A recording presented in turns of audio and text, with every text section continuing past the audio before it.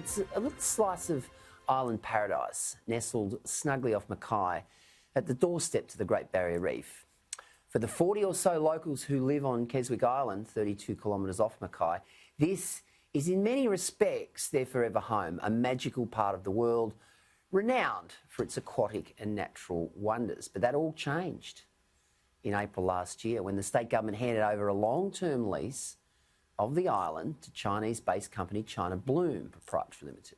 Now, the corporate structure means that China Bloom has the head lease over the residential and commercial precincts, and local residents are sub-lessees.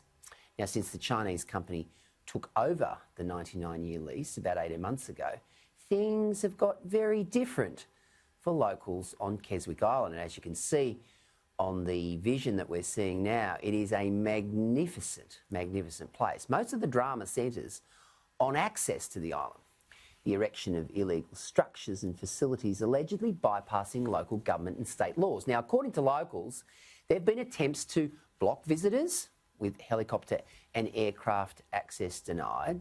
They say the public barge ramp is closed to residents and a non-compliant illegal boat ramp is being offered as an alternative.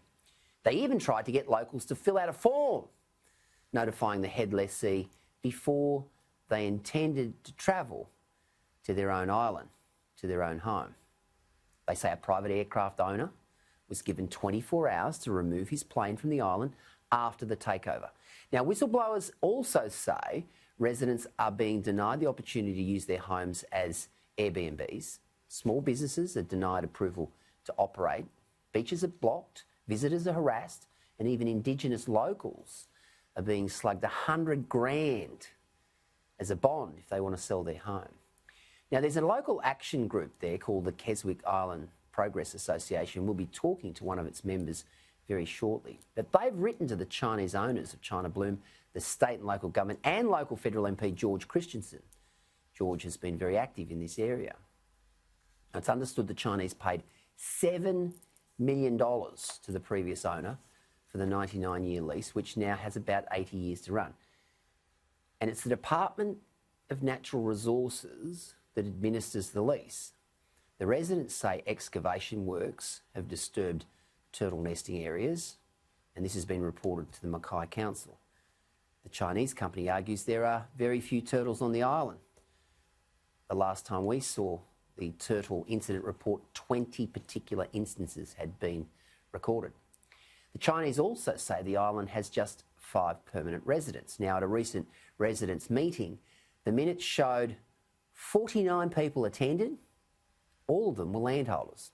Now, I was furnished with the names and lot numbers of 44 people said to either live or semi-permanently live on the island. So the suggestion that there are just 5 residents is wrong. There's also another 100 land packages that people have bought for future housing.